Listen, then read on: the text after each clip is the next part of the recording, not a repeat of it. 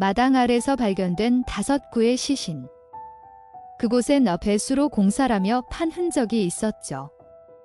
도배로 덮인 벽엔 피가 번졌고 그 안에는 막내의 분노와 탐욕이 숨쉬고 있었습니다.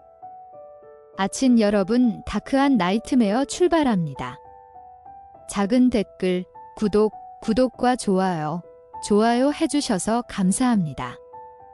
창문은 닫혀 있었어요. 공기는 눅눅했고 커튼은 바람 한 줄기 없이 굳은 듯 멈춰 있었죠. 한은주는 전화를 붙잡은 채 땀에 젖은 손을 떼지 못했어요. 어머니의 목소리가 끊긴 지 벌써 열흘째였죠. 성북구 장위동, 그 낡은 3층 집은 언제나 낮에도 어둠을 품고 있는 집이었어요. 평소라면 저녁밥 짓는 냄새가 골목까지 번졌을 텐데 오늘은 고요했어요. 불 꺼진 창, 닫힌 대문, 무너진 마음. 그녀는 끝내 수화기를 내려놓고 말했죠. 이건 뭔가 잘못됐어요. 집 앞마당에는 이상한 흔적이 있었어요. 누군가 땅을 팠다가 다시 덮은 자국, 흙은 말라 있었지만 표면 아래는 아직 젖어 있었죠. 은주는 발끝으로 흙을 밟았어요. 그때 발밑에서 이상한 냉기가 올라왔죠. 문방 안쪽에는 붉은 얼룩이 말라붙어 있었어요. 쌀부대에도 벽에도 이름 모를 흔적들이 이어졌죠. 그건 먼지나 곰팡이가 아니라 분명히 생명의 잔향이었어요. 은주는 숨을 죽였어요. 그리고 그 냄새 속에서 오래된 공포의 그림자가 다시 살아나는 걸 느꼈죠. 신고를 받은 종암서 형사들이 도착했을 땐 해가 기울어 있었어요. 마당의 그림자는 길고 가늘게 늘어졌죠. 형사들은 삽을 들고 조심스럽게 땅을 걷어냈어요. 발끝만큼씩 흙을 덜어낼 때마다 바람이 멎었죠. 한 형사가 낮게 외쳤어요. 멈춰요. 이거 사람이에요. 흙 속에서 조그마한 팔이 튀어나왔어요. 13살, 한서연의 시신이었죠. 그 아래엔 또 다른 그림자가 있었어요. 부모, 형제, 조카. 5구의 시신이 층처럼 쌓여 있었어요. 마당 전체가 하나의 무덤이었죠. 형사들은 마당을 완전히 파냈어요. 흙냄새가 코를 찔렀죠. 한도현의 얼굴은 더 이상 형태를 알아볼 수 없었어요. 부패로 뒤엉킨 살점 사이로 망치 자국이 뚜렷했죠. 그 옆엔 아내 박정화, 그리고 한영수 부부, 마지막엔 조그마한 서연이 있었어요. 그 어린아이의 잠옷엔 아직 분홍색 리본이 달려 있었죠. 형사 중 한 명이 담배를 꺼냈지만 불을 붙이지 못했어요. 바람이 멎은 마당은 마치 시간마저 묻힌 듯 고요했죠. 그날 서울의 공기조차 무겁게 내려앉았어요. 한은주는 현장에서 기절했어요. 5구의 시신이 나란히 눕혀진 그 장면은 살아있는 자를 무너뜨리기에 충분했죠. 그날 이후 그녀의 눈빛은 완전히 변했어요. 경찰은 처음엔 강도살인으로 의심했지만 집안은 정리되어 있었고 금품도 그대로였어요. 그때부터 방향은 단쪽으로 틀렸죠. 가족 중 한 명이 이 일을 벌였을 가능성. 종암서 수사팀은 조용히 명단을 꺼냈어요. 장남은 해외, 차녀는 지방. 결국 남는 건 단 한 사람. 막내 한유철이었죠. 한유철은 이미 주변의 의심을 사고 있었어요. 동거녀 임수진과 함께 장위동 근처를 오가며 지내던 무직 청년. 도박으로 진 빚이 1,000만 원이 넘었고 부모에게 손을 벌리다 지원이 끊긴 상태였죠. 그는 종종 술에 취해 부모 집 앞에서 욕을 퍼붓곤 했어요. 죽을 때 재산 다 가져갈 거냐는 외침이 골목마다 울렸죠. 주민들은 그날 밤을 기억했어요. 담벼락을 발로 차며 왜 나만 버리냐고 소리치던 남자. 그게 바로 이 비극의 서막이었죠. 수사팀은 이후 탐문 중 귀중한 증언을 들었어요. 인근 금은빵 주인 김종배 씨가 말했죠. 며칠 전 그 막내가 인부 둘을 데리고 와서 마당을 팠어요. 형사들의 눈빛이 바뀌었죠. 시신이 발견된 시점과 일치하는 시기, 그리고 파헤쳐진 마당. 경찰은 즉시 유처를 불러 조사했어요. 왜 마당을 팠냐? 그는 침착하게 대답했죠. 배수로 공사하려고요. 아버지가 시켜서요. 그러나 형사들은 이미 확신했어요. 이 남자는 무언가를 묻은 사람이었죠. 유철의 진술은 점점 꼬였어요. 부모가 여행 중이라고 거짓말한 시점엔 이미 시신이 묻혀 있었죠. 그리고 그는 스스로 함정에 빠졌어요. 그날 밤 아버지가 망치로 나를 때리려 해서 제가 빼둬서 죽였어요. 첫 진술. 그러나 곧 말을 바꿨죠. 아버지가 조카를 죽이려 해서 말리다 죽였어요. 형사들은 묻었어요. 조카는 1층에서 자고 있었지? 그럼 너는 1층으로 내려올 필요가 없었잖아. 이 침묵. 그 순간 유철의 입술이 떨렸죠. 거짓의 틈이 벌어졌어요. 조사는 밤을 넘겼어요. 유철은 결국 무너졌어요. 그는 자백했어요. 술을 마시고 새벽에 아버지를 깨웠어요. 돈 좀 달라 했죠. 그랬더니 말도 안 하고 올라가길래 그때 망치를 들었어요. 새벽 5시 잠에서 깨어난 아버지 한도현을 3번 내리쳤다고 했죠. 어머니 박정화가 놀라 깨어나자 그 얼굴도 같은 망치로 내리쳤어요. 그는 말했어요. 소리 내면 다 끝날 것 같았어요. 살인은 계획이었고 공포는 도구였어요. 1층에는 형 한영수 부부가 잠들어 있었어요. 문을 여는 소리조차 들리지 않게 그는 발끝으로 걸었어요. 잠자던 형의 머리를 2번, 그 옆방의 미정을 1번, 그리고 마지막으로 문 구석에 웅크린 조카 서연을 봤어요.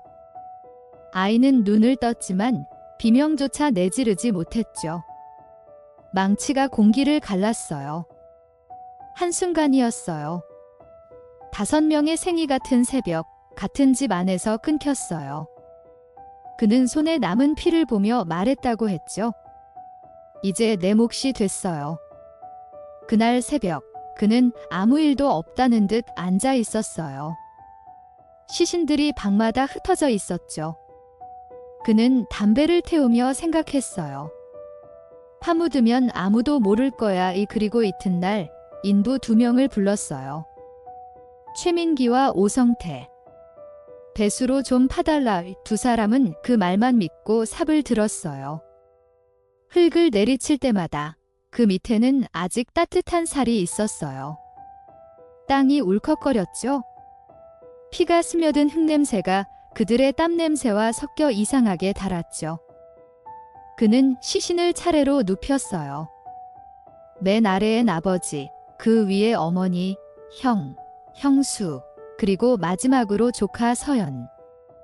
아이의 팔을 접을 때 손이 떨렸다고 했죠.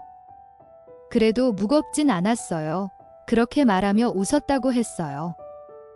마당은 이내 평평해졌죠. 그는 삽으로 흙을 다져놓고 신문지로 손을 닦았어요. 그날 밤 별빛은 유난히 밝았어요. 그러나 그 밝음조차 그 집의 어둠을 뚫지 못했죠. 유철은 방으로 들어가 도배지를 들었어요. 피가 튄 벽을 덮으려는 듯 천천히 풀을 발랐죠. 벽지 위로 핏물이 번졌지만 그는 아랑곳하지 않았어요. 다음 날 금고를 열었고 통장과 현금, 땅 문서까지 챙겼죠. 그리고 모든 걸 들고 임수진의 집으로 갔어요. 이제 우린 부자야. 그는 그렇게 말했다고 했어요. 하지만 새로 붙인 도배지는 금세 부풀어 올랐죠. 그 안에는 여전히 마르지 않은 피가 있었어요.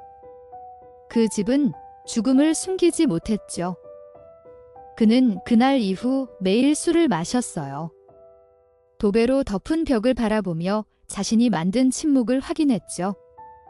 마당 밑엔 5구의 시신, 천장엔 피 냄새, 방마다 뒤틀린 공기. 그 모든 걸 그는 정리라 불렀어요. 하지만 정리란 말에는 죄의식 대신 이상한 쾌감이 섞여 있었죠. 밤마다 천장에서 떨어지는 물방울 소리가 들렸어요. 그것은 피가 스며들던 마지막 울음이었어요. 그는 그 소리를 듣고도 잠을 잘 잤다고 했어요. 이제 편해요. 그렇게 중얼거렸죠. 며칠 뒤 경찰의 수사는 본격적으로 시작됐어요.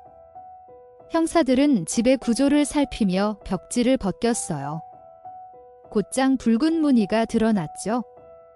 피가 벽 안쪽까지 번져 있었어요. 냄새는 썩은 고기와 젖은 흙이 섞인 듯 했어요. 한 형사는 마스크를 벗으며 말했다고 해요. 사람 냄새가 아직 남았어요. 그 말 한마디로 그 집의 모든 공포가 완성됐죠. 현장 기록관은 벽에 손을 대고 속삭였어요. 이 집은 기억하고 있어요. 유철은 곧 체포됐어요. 그는 담담했어요. 저는 그냥 아버지가 저를 죽이려 해서 먼저 막은 거예요. 그 입술은 말라붙어 있었지만 목소리는 단단했어요. 형사들이 물었죠. 그럼 왜 가족을 묻었냐? 그는 대답했어요. 다른 사람들에게 보여주기 싫었어요. 피는 가족 안에서만 봐야 하니까요. 그 말은 미친 사람의 변명처럼 들렸지만 동시에 섬뜩한 논리였죠. 그는 가족의 사랑을 죽임으로 증명하려 했던 거예요. 자백이 이어질수록 경찰서의 공기는 무거워졌어요. 그는 자세히 말했다고 했어요. 아버지는 나를 무시했어요. 돈 달라면 욕했어요. 내가 쓰레기 같다고 했어요. 그래서 3번만 때리려 했어요. 근데 엄마가 깨서 소리를 질렀어요. 그 다음엔 기억이 없어요. 그가 기억이 없다고 말할 때마다 형사들은 시계를 봤어요. 새벽 3시를 넘기고 있었죠. 그의 손톱 밑엔 여전히 피가 남아 있었어요. 조사실의 조명은 희미했어요. 그 빛 아래서 유철의 눈은 검게 가라앉았어요. 그는 물컵을 들어 입술을 적시며 물었어요. 사람이 죽을 때 눈이 다치지 않은 건 왜죠? 형사는 대답하지 않았어요. 유철은 웃었어요.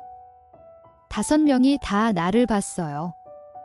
나만 숨쉬고 있었죠. 그의 웃음은 미세하게 떨렸어요. 그건 후회가 아니라 자랑에 가까웠어요. 그는 살인을 통해 자신이 살아있음을 확인하고 있었죠. 검찰 송치 후 사건은 전국으로 퍼졌어요. 신문은 장위동 일가족 살인 사건이라 불렀죠. 제목 아래에는 낯선 얼굴이 실렸어요. 유철의 무표정한 사진. 그 눈동자엔 두려움이 없었어요. 사회는 분노했고 사람들은 말했다고 해요. 자식이 부모를 죽였다. 하지만 그건 단순한 말이 아니었어요. 그는 부모의 부재로 괴물이 된 게 아니라 사랑의 모양을 왜곡시킨 끝에 인간을 버린 존재였어요. 법정에선 유철은 죄의식을 보이지 않았어요.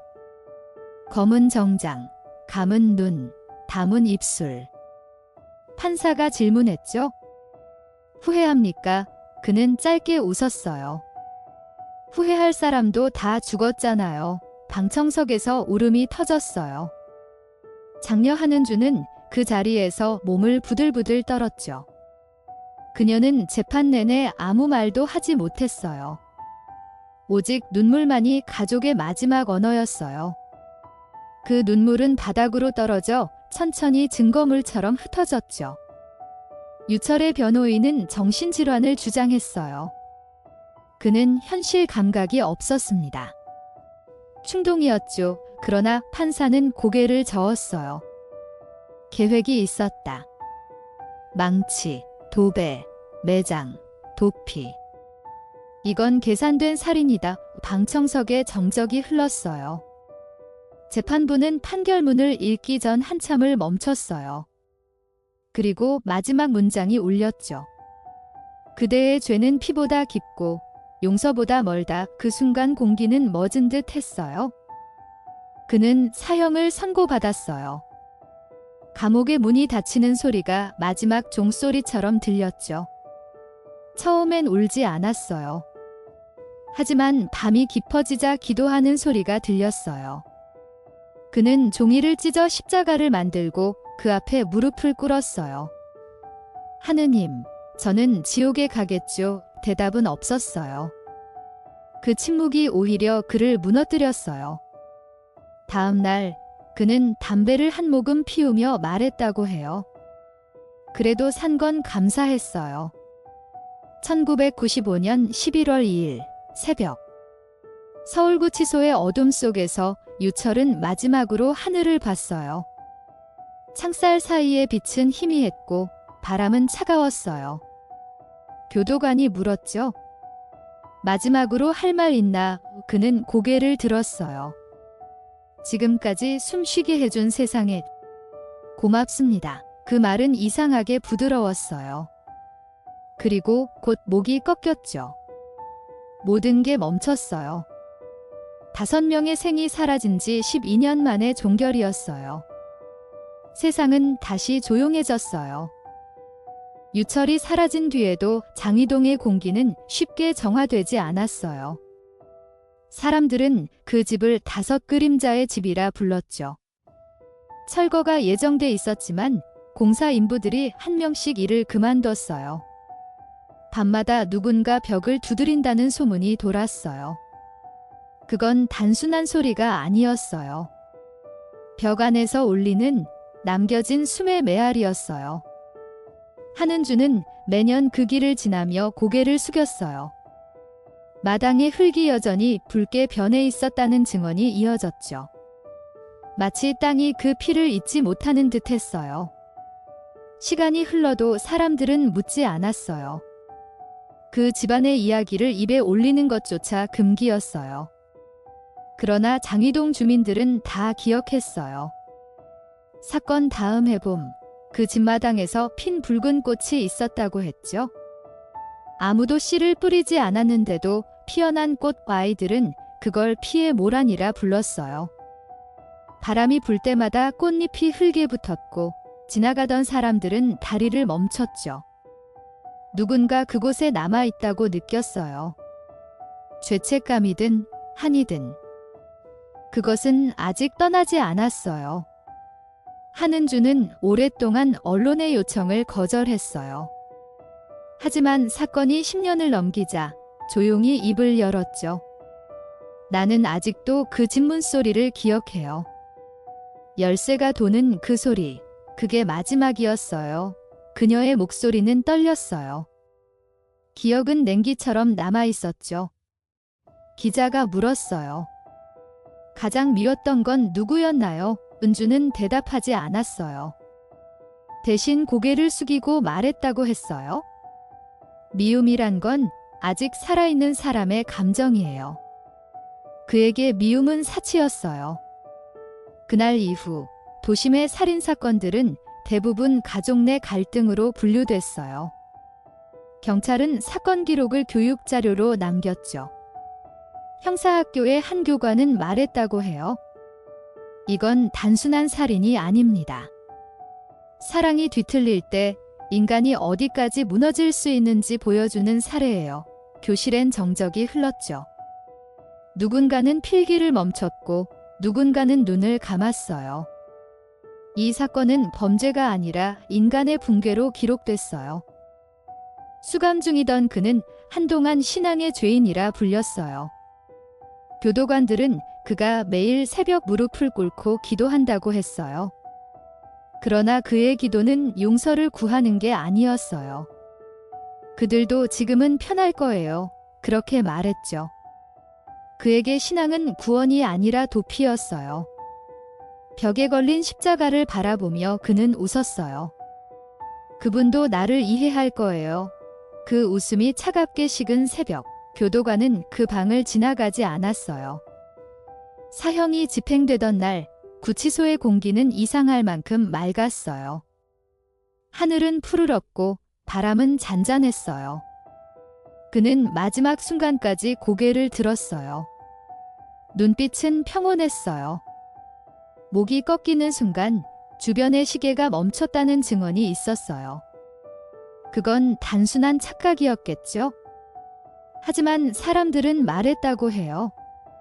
그는 마지막까지 살아있었다. 육체는 끊겼지만 그 죄의 파장은 아직 끝나지 않았어요. 그의 동거녀 임수지는 사건 후에도 계속 도심을 떠돌았어요. 누구도 그녀를 믿지 않았어요. 그녀는 경찰에서 말했다고 해요. 그는 나를 사랑한다고 했어요. 그날도 웃고 있었어요. 하지만 그 웃음은 피 묻은 행복이었어요. 그녀는 결국 이름을 바꾸고 도시를 떠났어요. 그러나 가끔 장위동 근처에서 낯선 여자가 흙을 만지던 모습을 봤다는 목격이 있었어요. 그녀는 매년 그 마당에 꽃을 두고 갔다고 했어요. 사건 이후 장위동은 변했어요. 새 건물들이 들어서고 도로가 넓어졌어요. 하지만 그 집이 있던 자리는 끝내 비워졌어요. 아무리 공사를 해도 기초가 무너졌다고 했죠. 흙을 파면 피 냄새가 올라왔어요. 사람들은 입을 다물었어요. 그 땅은 거부한다. 부동산 중개인은 그렇게 말했죠. 밤이면 그 자리를 지나는 사람들은 이유 모를 냉기에 발을 멈췄어요. 죄의 냄새는 세월로도 덮이지 않았어요. 유철의 장례는 조용했어요. 아무도 오지 않았죠? 화장 후 남은 재는 국도 근처의 이름 없는 언덕에 뿌려졌어요. 그날따라 바람이 불었어요. 재는 한 줄기 연기처럼 흩어졌죠. 교도소 목사는 짧게 기도했어요. 주여, 그를 기억하지 마옵소서. 그 말이 끝나자 바람이 멎었어요. 그가 남긴 건 이름 없는 무덤 하나와 가족 5에 묻힌 이야기였어요. 그 어떤 돌비도 그 어떤 용서도 남지 않았어요. 장위동의 사람들은 오늘도 그 거리를 걸어요. 오래된 이야기가 되어버린 사건이지만 누군가 문득 그 집 방향을 바라보면 여전히 공기가 다르다고 해요. 지나가던 아이가 물었어요. 저 집엔 왜 사람이 안 살아? 어른은 대답하지 않았어요. 다만 손을 들어 조용히 입을 막았어요. 그건 침묵이었지만 동시에 경고였어요. 인간의 어둠은 잊혀도 죄의 흔적은 결코 사라지지 않아요. 그 사건은 결국 교과서에 남았어요. 범죄심리학 교재 속 한 장으로 요약되었죠. 하지만 종이에 인쇄된 문장은 냄새가 없어요. 그 집의 공기, 벽의 얼룩, 마당의 냉기 같은 건 남지 않았죠. 사람들은 활자를 읽으며 쉽게 고개를 끄덕였어요. 참혹했네요. 하지만 참혹이란 말도 시간이 지나면 무뎌지죠. 진짜 공포는 기록 속에 있지 않았어요. 그건 여전히 서울의 한 모퉁이 밤의 바람 속에서 살아있었어요. 사건이 벌어진 지 20년이 지나자 한은주는 새로운 가정을 꾸렸어요. 그러나 그녀는 아이의 눈을 마주보지 못했어요. 아이가 잠들 때마다 들리는 숨소리가 그날의 마지막 숨과 겹쳐졌죠. 그녀는 수십 번 꿈에서 그 집으로 돌아갔어요. 마당을 파면 여전히 그들의 손이 나왔어요. 깨어나면 땀에 젖어 있었어요. 그녀는 말했다고 했죠. 살아남은 게 벌이에요. 그 말은 누구에게도 위로가 되지 않았어요. 사건이 재조명될 때마다 방송국은 다시 장위동을 찾았어요. 카메라가 마당을 비출 때마다 제작진은 이상한 정적을 느꼈다고 했어요. 새 건물이 세워졌는데도 그 자리의 바닥은 금이가 있었어요. 카메라 감독은 말했다고 해요.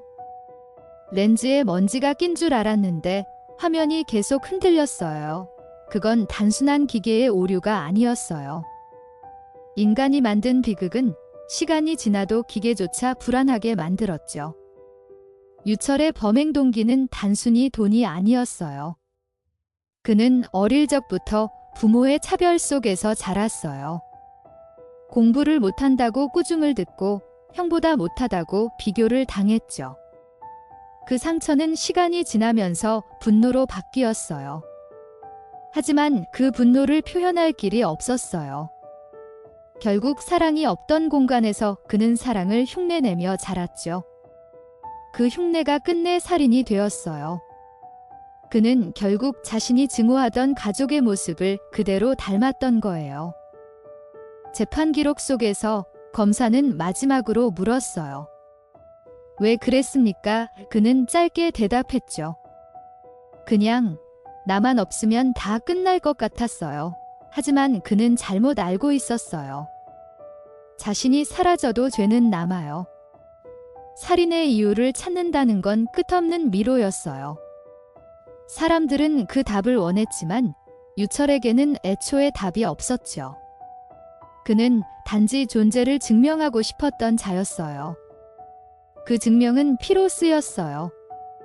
당시 사건을 담당했던 형사 이명주는 은퇴 후에도 악몽에 시달렸어요. 그는 회고록에 썼어요. 그 집마당을 파던 그날, 내 손끝이 아직도 시렵다. 그는 눈을 감아도 그 장면이 떠올랐어요. 삽이 땅을 치던 소리, 울음도 없이 드러나던 손, 그리고 아이의 머리카락. 그는 말했다고 해요. 범죄자는 감옥에서 죽었지만 우리는 아직 거기 묻혀 있어요. 수사는 끝났지만 기억은 사라지지 않았죠. 그 사건 이후 정부는 가족 간 폭력 예방 정책을 강화했어요. 상담센터와 신고제도가 만들어졌죠. 하지만 제도는 인간의 마음까지 구하지 못했어요. 여전히 어딘가에선 분노가 식지 않은 누군가가 칼날을 갈고 있었죠. 장희동 사건은 교훈이 아니라 경고였어요. 인간의 마음속에 남은 작은 불씨가 언제든 불길로 번질 수 있다는 증거였어요. 밤이 되면 장희동의 골목엔 여전히 불빛이 희미해요. 사람들은 일부러 그 길을 피했어요. 간혹 늦게 퇴근하는 사람이 그 구석을 지나면 이상한 냄새를 맡았다고 했어요. 젖은 흙, 녹슨 쇠, 오래된 공포의 냄새. 그건 단지 기억이 아니라 잔존이에요. 한때 살아있었던 이들의 침묵이 그 자리를 지키고 있었어요. 그래서 사람들은 그 길을 숨소리 없는 골목이라 불렀죠. 시간은 흘러 모두를 데려갔어요. 하지만 이야기만은 남았죠. 사람들은 여전히 술자리에서, 뉴스에서, 다큐멘터리에서 그 사건을 말했어요. 누군가는 그를 괴물이라 불렀고 누군가는 불쌍한 인간이라 했어요. 하지만 진실은 그 둘 사이 어딘가에 있었어요. 그는 괴물이자 인간이었고 희생자이자 가해자였어요. 그리고 그 모순이야말로 우리가 잊지 말아야 할 인간의 그림자였어요. 이제 그 집은 지도에서도 사라졌어요. 그러나 이야기는 여전히 살아있죠. 사람들은 말했어요. 세상에 잊혀야 할 범죄는 없다. 그것이 이 사건이 남긴 유일한 의미였어요. 마당 아래 묻힌 5생과 그들을 무너뜨린 한 인간. 이름은 사라져도 흔적은 남아요. 어둠이 깊을수록 인간의 얼굴은 선명해지죠. 그것이 우리가 기억해야 할 마지막 경고였어요. 이번 다크한 나이트메어는 여기까지입니다. 끝까지 청취해 주셔서 감사합니다. 작은 댓글, 구독과 좋아요로 힘을 보태주시면 큰 응원이 될 거예요.